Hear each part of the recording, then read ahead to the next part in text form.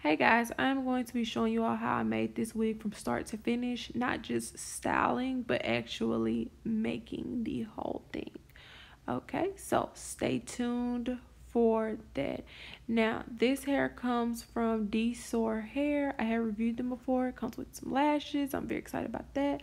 Also, this is the hair right here that I am showing you. Okay, nice and pretty natural wavy hair. Okay, now this right here is the closure. It does come with the protective barrier that we all love. And yeah, let's just get started by tacking it down with like some pins. I use these instead of T-pins because T-pins doesn't go all the way through the head like I like, so I just use regular like sewing needles.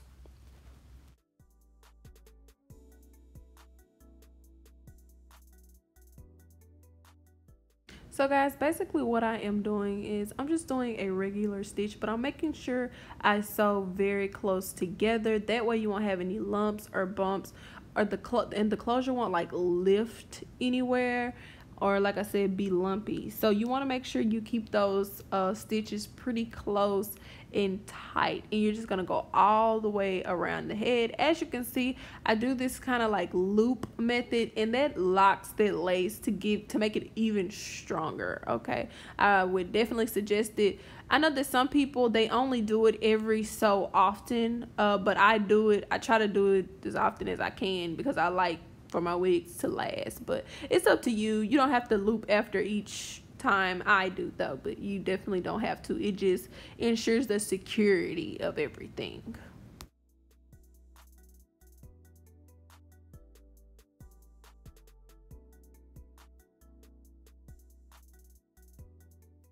So basically here I'm just showing you all how the hair looks. Nice, very nice and wavy. I'm showing you like what the bundle looks like and everything. That's the natural luster to it. That's from root to tip. Okay, and my longest inch is 26. Can we just appreciate how good this hair looks? And I love the wave that it has to.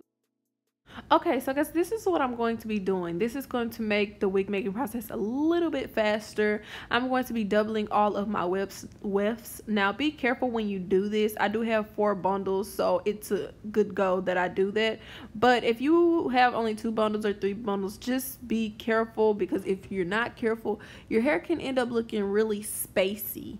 Okay, and also when you do double them, be mindful that when you're doubling, it is 2 tracks, so don't lay the tracks too close together because that could cause like tangling and shedding. Okay, so when you lay the double tracks down and you lay your next track, once you get done sewing, you lay your next track, make sure you leave enough room in between the 2 tracks, okay, because it is a double weft. Now if you're doing a single weft, lay them a little closer, but a double weft, don't lay them as close. And you definitely don't want to lay them too close to where you have most of the bundles in the back, and then when you get up to the top, you start running out and it's thin at the top. You don't want that look. Okay, so just be mindful of that. But this does speed up the process for me when I make my wigs like this. And if you do it right, you won't get a lot of bumps or anything like that. If you do it right, just make sure you kind of go slow and make sure you're doing those stitches nice and tight, because it is 2 bundles. I mean two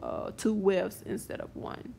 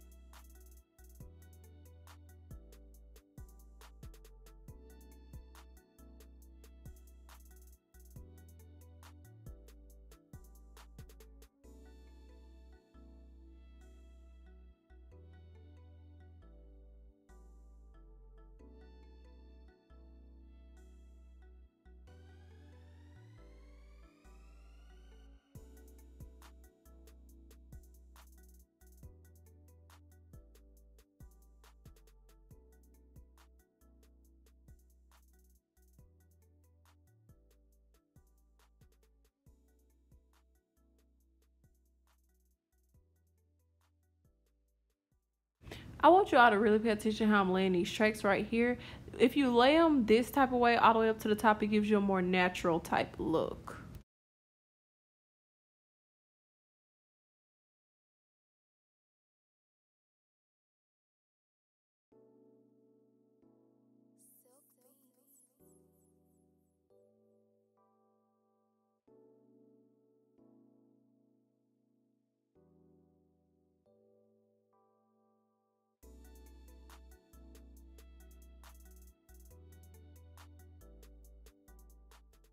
At the top, you want to make sure that you lay your tracks as close to the closure as possible so that it can be seamless. So this is the finished look after I've plucked it and styled it and added a little bit of product in it. Okay, it's very long. Stay tuned for my next video to get the specs on the hair.